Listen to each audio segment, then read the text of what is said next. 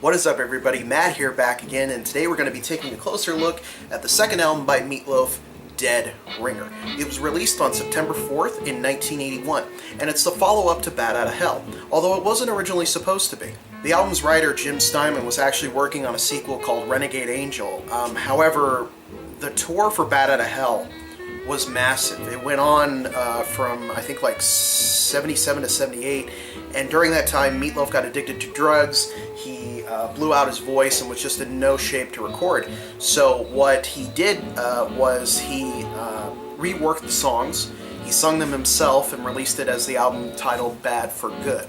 Between 1978 and 1981, Meat Loaf got off drugs, got the help he needed, got his voice back, and got in fighting shape to record this album. During this time, he also did the movie Roadie. Featured on this album, obviously, you have Jim Steinman, you have Max Weinberg playing drum on a couple tracks, and you have Meat Loaf's then wife Leslie singing on the first track, and Cher sings a duet with Meat on Dead Ringer for Love. The track listing on this particular album is Peel Out, I'm Gonna Love Her for Both of Us, More Than You Deserve, I'll Kill You If You Don't Come Back, Read 'Em and Weep, Nocturnal Pleasure, Dead Ringer for Love, and Everything Is Permitted.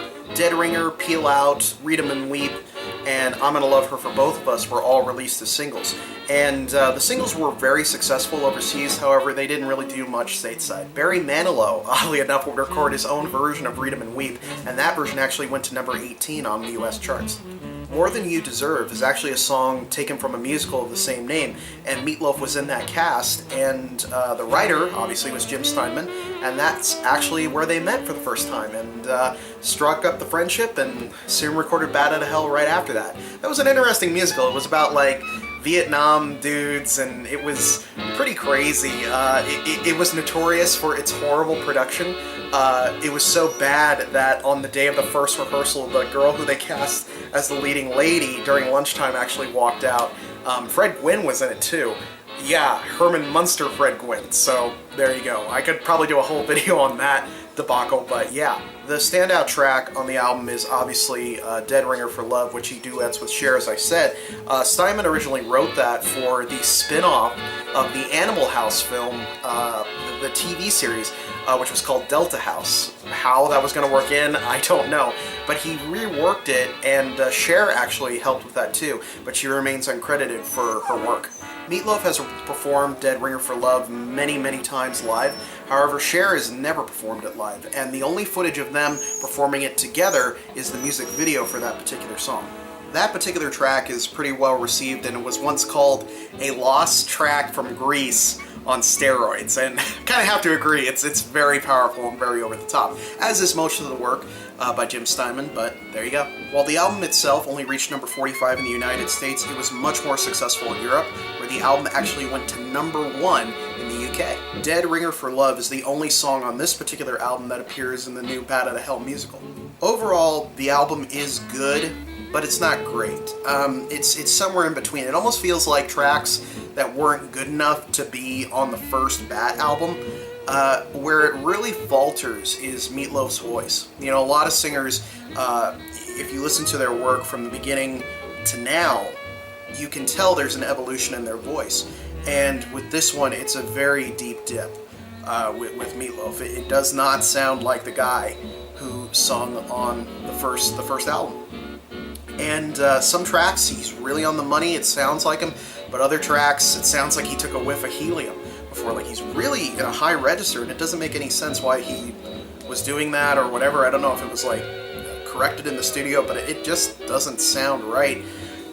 You know, I gotta give it another listen. I just did it on my little portable player over here, so I'm definitely gonna give it a listen with headphones on a bigger system, but you know, my favorite track is probably the last one, which is Everything Is Permitted.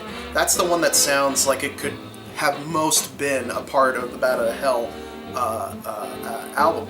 And this is the only Meat Loaf album that I was interested in getting outside of the Bat Outta Hell trilogy. I think it's pretty much going to stay that way. The other stuff, I mean, even Meat has said that the following albums, you know, weren't that great. And you lose Jim Steinman, too, in the middle there, so, you know, not a whole lot you can do with that. But, you know, I've only given it one listen so far, so my hope is that the more I listen to it, the more it'll grow on me. I'm definitely going to give it another listen. It's not a terrible album by any means. It's good.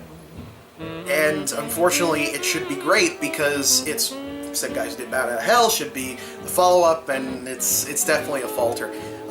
But I do recommend it if you are a Meat Loaf fan, because, you know, his brand of music, it's hard to come by. Nobody really does music like him and Jim Steinman did. So I recommend it if you're a Meat Loaf fan. If you're not, you know, kind of stay away. Yeah. Oh, one last thing. One other little piece of trivia for you guys. The album artwork, which is really incredible. I love this album art. That's one thing about Meat Loaf's albums. He always has really, really good cover art. It's done by a guy named Bernie Wrightson, and that guy is the co-creator of Swamp Thing. So there you go, very cool. And it kind of makes sense, you know, is the motorcycle a Swamp Thing? Possibly, I don't know. But yeah, it's definitely something, you know, I'm happy I got it, just because, you know, it had some tracks on there that were pretty good. And I hope to listen to it some more and get a better perspective on it. But yeah, definitely not on the same tier as any of the bad albums. But anyway, that's all I have to say about Meat Loaf's Dead Ringer. I will see you guys next time.